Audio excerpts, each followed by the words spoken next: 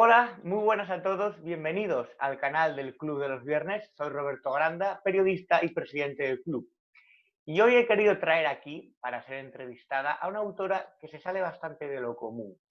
Es de esas escritoras que se meten en rincones de la casa aún por explorar y abren puertas.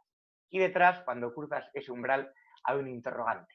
Abres otra puerta que pensabas que no estaba allí y tras ella hay también otra incógnita.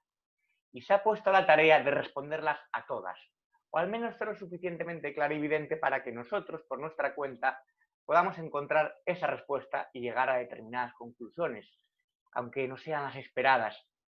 Cristina Martín Jiménez, sevillana, es escritora y periodista de investigación y saltó a los escaparates del bestseller en el 2005 con el libro El Club Bilderberg, Los Amos del Mundo, que después completaría con al menos otros 4, si no me equivoco, lo que la convierte en la mayor experta de habla hispana del Club Bilderberg. Su último libro, que muy amablemente me ha hecho llegar, y estoy por más de la mitad, es La verdad de la pandemia, quién ha sido y por qué. Y es ya el más vendido en su categoría en Amazon, o sea, un estreno a lo grande. Cristina Martín Jiménez, bienvenida al Club de los Viernes. Hola Roberto, muchísimas gracias por invitarme, es un placer estar contigo. Bueno, para romper el hielo y antes de hablar de tu nuevo libro, porque imagino que tú has venido aquí a hablar de tu libro, tu tesis a nivel mundial, presentada en la Universidad de Sevilla, obtuvo un sobresaliente cum laude, pero real, quiero decir, no tiene nada que ver con la tesis cum fraude de Pedro Sánchez. Bueno, sí, la verdad es que es una tesis también pionera, tú sabes que hay muchas mujeres que somos pioneras, a mí me ha tocado en este caso en la investigación del Club Bilderberg y tuve que trabajar muy duro para introducir ese tema en la academia, ya que hasta algunos profesores cuando supieron que se iba a defender la Universidad de Sevilla, que se estaba investigando sobre el Club Bilderberg, hablaban de aquello, pero si eso es una conspiranoia, eso es real, esto, ¿sabes? Intentaban, profesores de la Universidad de Comunicación ignoraban por completo lo que era el Club Bilderberg, con lo cual el reto era aún mayor, esa tesis no podía tener fisuras, no podía tener ninguna grieta, y después pues la calificación cum laude con una decana de la Universidad de Lisboa, con 3 catedráticos en el tribunal y con una profesora, pues realmente al final el trabajo siempre recoge sus frutos, ¿no?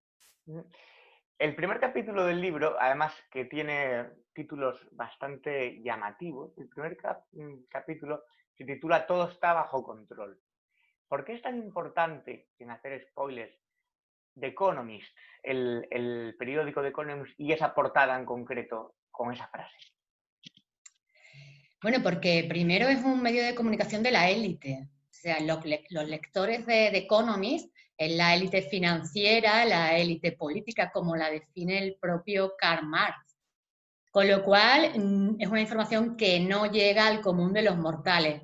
Después esta portada, con la mascarilla, que la incluyo en el libro, vamos a enseñarla, yo creo que se ha difundido bastante por las redes, ¿no? Todo está bajo control y en la que aparece una mano gigante que lleva de la cuerda como un animal domesticado a un señor con mascarilla y este al mismo tiempo lleva a un perro también con mascarilla y que después de que todo está bajo control aparece el gran gobierno, la libertad y el virus. Creo que es todo un mensaje para aquellas élites que saben leer entre líneas y que saben cuál es la verdad de la pandemia. Taiwán, al principio, es un ejemplo, pero después todo cambió. Y te preguntas, en el siguiente capítulo, si estamos asistiendo realmente a una grave enfermedad o a una guerra global. Hay un interrogante ahí, no sé si tú quieres responderlo o quieres matizar alguna cosa sobre ese interrogante. ¿Grave enfermedad o guerra global?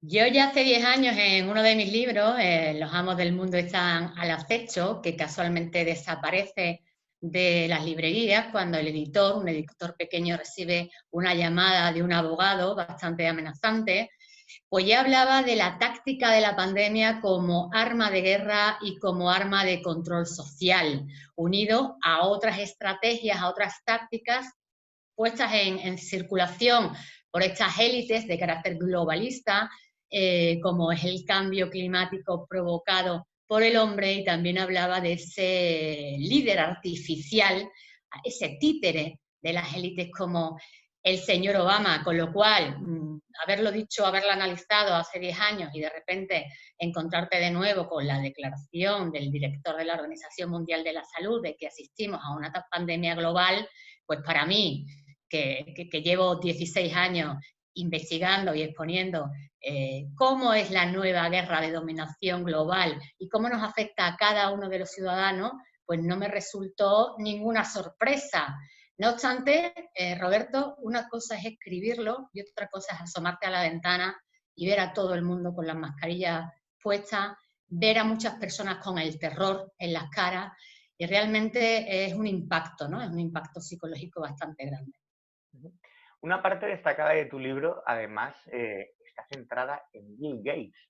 ¿Qué nos puedes decir, que no sea tampoco un resumen demasiado amplio de su vida, pero por qué hay una parte, bueno, 2 o 3 capítulos, si no me equivoco, en el que te centras en la figura de Bill Gates?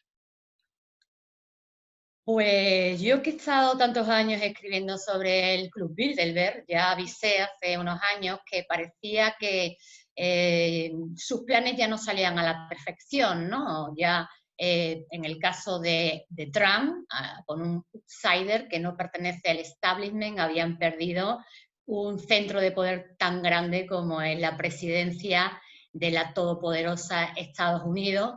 El Brexit también parecía que hacía peligrar, resquebrajar ese proyecto de la Unión Europea manejada, diseñada, discutida en las reuniones Bilderberg, ¿no? Y desarrollada por estas élites financieras que trajeron el plan Marshall.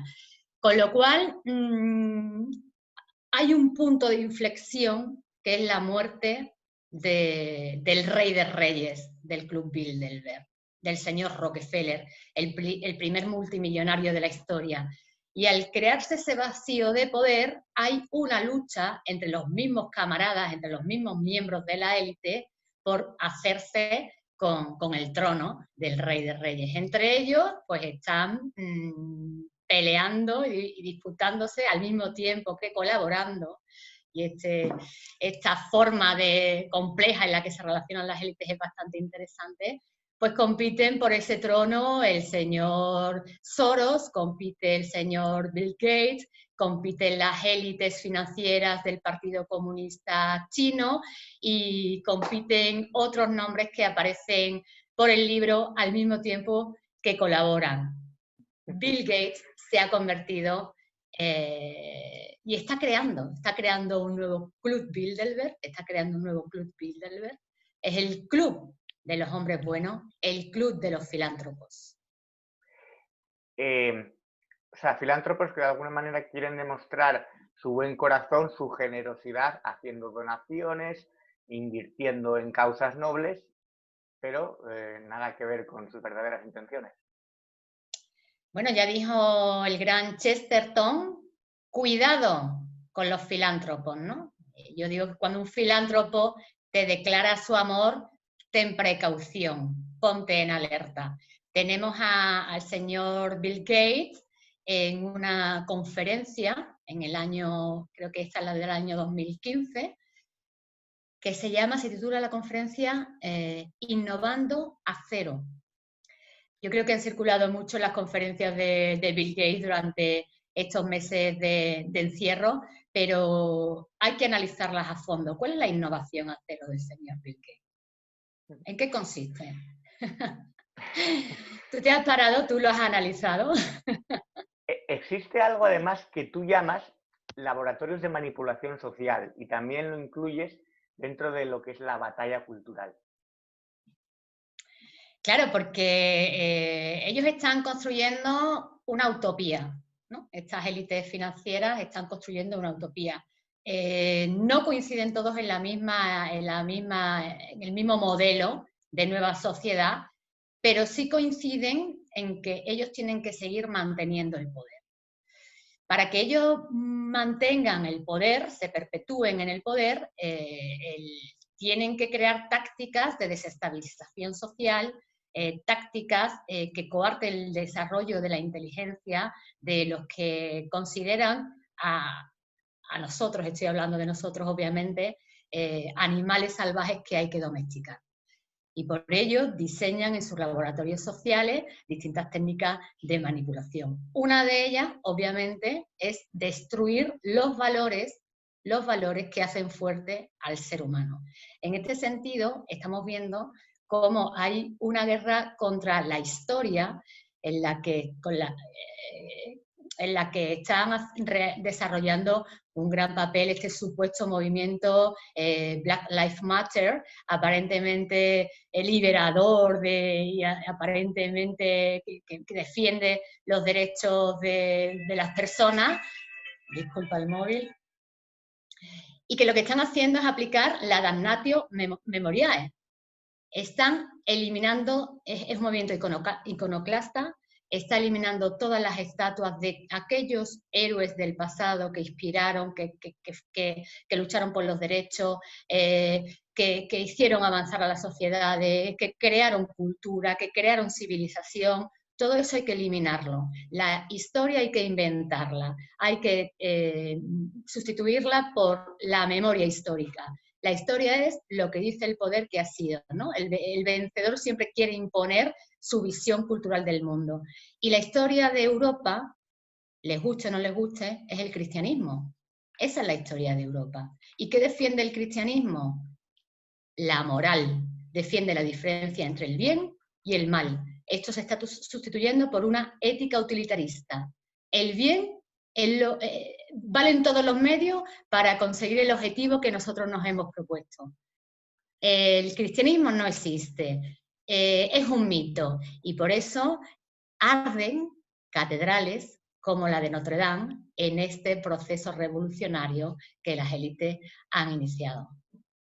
Hablando del bien y el mal, y de cosas que se pueden hacer mal, imagino que estás al tanto que la Universidad de Cambridge, en un estudio, ha llegado a la conclusión de que nosotros en España hemos tenido la peor gestión del mundo de la pandemia.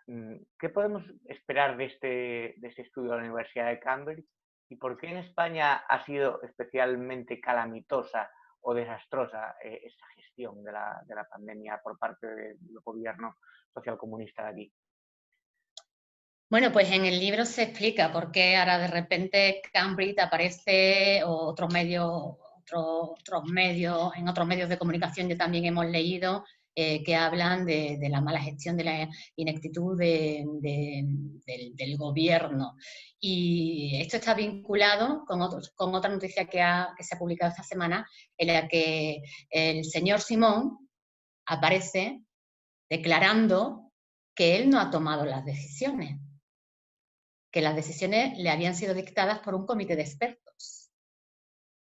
¿Qué significa esto? Que este comité de expertos les está dictando a nuestro gobierno una serie de decisiones para que quede una serie de modelos, una serie de órdenes de gestión, un protocolo de actuación para que quede patente que han sido ineficaces y que, por lo tanto, tienen que ser sustituidas por unas nuevas normas de corte globalista y gestionadas por un sistema de gobernanza global, por un gobierno único, por una autoridad sanitaria única.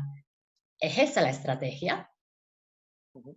La Organización Mundial de la Salud ha tenido un papel polémico, digamos, en esta pandemia, hasta tal punto de que la administración de Trump se ha salido de la OMS. Claro, porque cuando el libro precisamente, la verdad de la pandemia precisamente comienza con algunos datos sobre el director, el gerente de la Organización Mundial de la Salud, y se titula este capítulo Historia de una infamia. Historia de una infamia. Claro, no conocemos el lado oscuro de la Organización Mundial de la Salud y tampoco se ha publicado en los medios de masas quién es exactamente el señor Tedros. Bueno, pues este señor se elige como director de la Organización Mundial de la Salud en el año 2017, aupado por China, por el partido, los líderes del Partido Comunista Chino, y este señor no es médico, toda una novedad en esta organización, en este organismo internacional que pretende dictarnos todas las normas y obligarnos a ponernos una vacuna. Este señor, el señor Tedros, cuando era ministro de Exteriores y de Sanidad, de Salud en Etiopía, pues fue quien oculta un brote de cólera, dejando morir a la población y argumentando que era una diarrea. Todos sabemos que en Etiopía lo que hay es un régimen dictatorial, acusado de violaciones de derechos humanos, acusado de aplastar al disidente, de torturas contra aquellos que intentan rebelarse, y este señor es el que pretende dirigir la salud del mundo, de la misma forma que la ha estado dirigiendo cuando era el ministro en Etiopía. Lo primero que hace, además, es nombrar como embajador de buena voluntad a Mugabe, el dictador de Zimbabue, otro tirano. Y este señor es el que ha estado contándonos lo bien que lo ha estado haciendo China cuando se proclama allí una pandemia. Este señor es el que ha estado ocultando lo que ha venido denunciando Taiwán.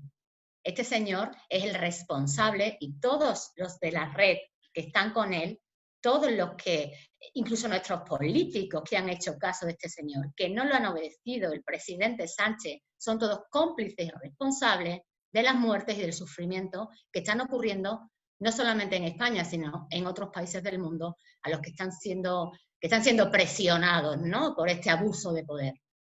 Claro, hablamos de responsables. Yo estoy leyendo tu libro, pero todavía no he llegado a esta parte, pero lo he estado ojeando y me interesan bastante los puntos 13 y 14, que se llaman Prohibido cuestionar la verdad oficial y Civilización o barbarie. ¿Qué me puedes adelantar de eso? Pues efectivamente, la verdad, al mentiroso, esto da una amenaza, ¿no?, al que miente, al criminal, al que intenta imponer protocolos de salud que afectan a nuestra vida, ¿no? Hemos visto cómo incluso se ha prohibido investigar, se prohíbe investigar cuántas muertes se han producido en las residencias de ancianos, con lo cual la verdad siempre es un peligro para un mundo que miente. Y hablo también de ese nuevo orden mundial propagado, alabado por la ministra de Hacienda, María Jesús Montero, cuando dice todo lo que estamos haciendo es para que España se incluya como una economía dinámica, fuerte, en el nuevo orden mundial. Este orden mundial, a tenor de todas las pruebas que yo me he encontrado, no solamente en el desarrollo de la investigación de la verdad de la pandemia, sino a lo largo de estos 16 años de investigación, este nuevo orden mundial obviamente es absolutamente bárbaro, absolutamente inhumano, que solamente piensa en términos de dominados y dominadores, que aplasta las libertades, que aplasta la verdad, que aplasta la opinión pública, que no deja hablar a los médicos, que no deja hablar a los microbiólogos que no pertenecen a su red de poder, a su estructura de poder, y con lo cual tiene que ser combatida precisamente con la verdad.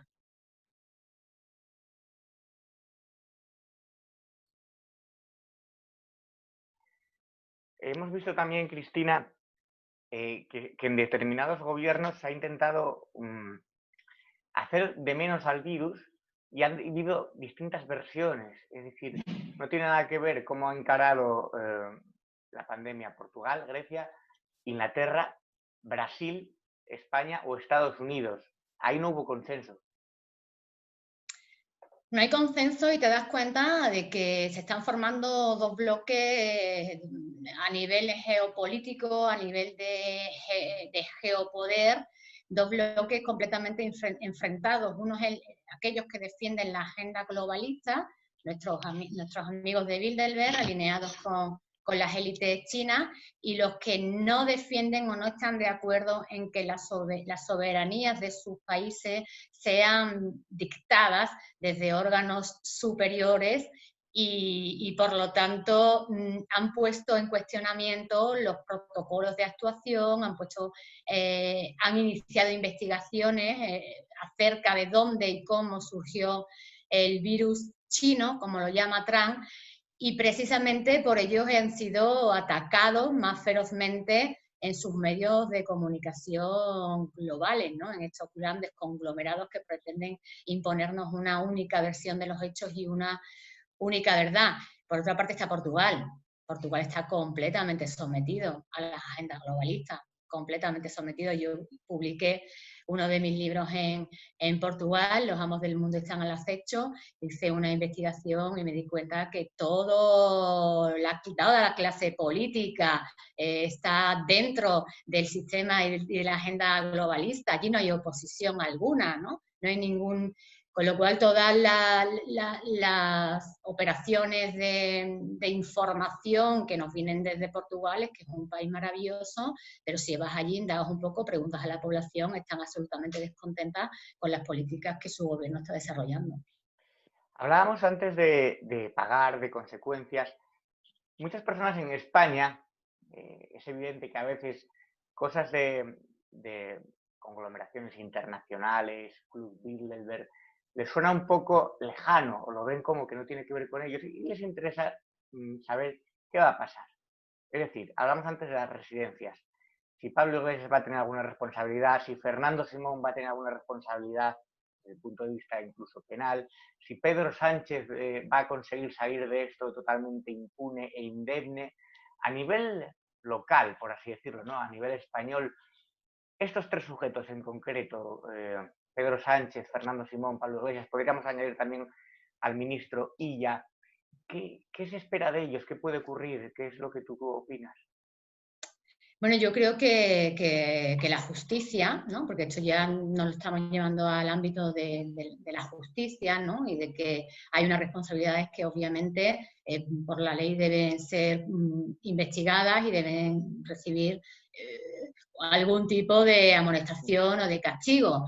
En este sentido, yo creo que el Estado español a día de hoy tiene instrumentos para poder llevar a cabo una investigación, que precisamente por eso para evitar esta investigación se han hecho esos movimientos donde han puesto una fiscal, obviamente de parte del gobierno, donde hacen dimitir o presionan la dimisión de jefes en la Guardia Civil que estaban desarrollando investigaciones acerca de lo que estaba sucediendo. O sea, se ve claramente una manipulación del Poder Judicial y de las fuerzas de seguridad del Estado.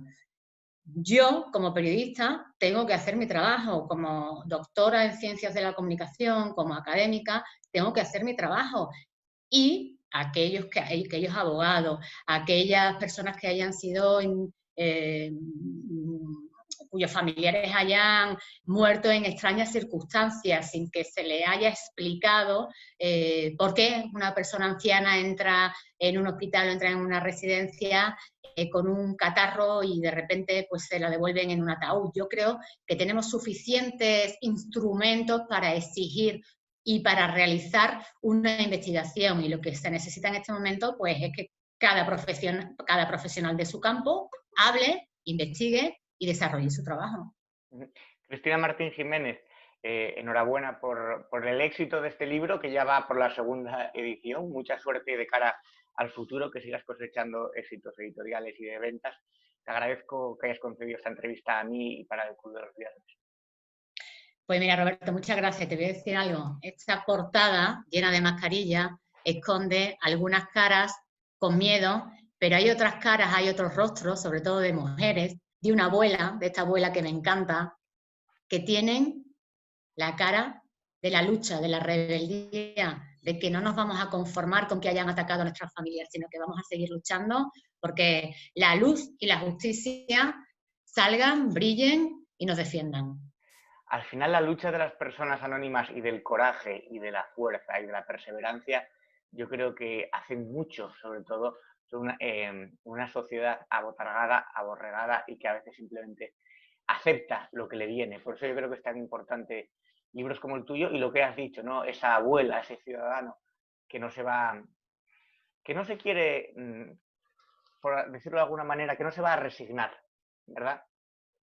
Pues no, nos vamos a rebelar porque cuando un gobierno se convierte en una tiranía, el ciudadano y la persona tiene el derecho moral de la rebelión y obviamente no nos vamos a callar. Pues con ese mensaje de rebelión nos quedamos, el no nos vamos a callar de Cristina Martín Jiménez.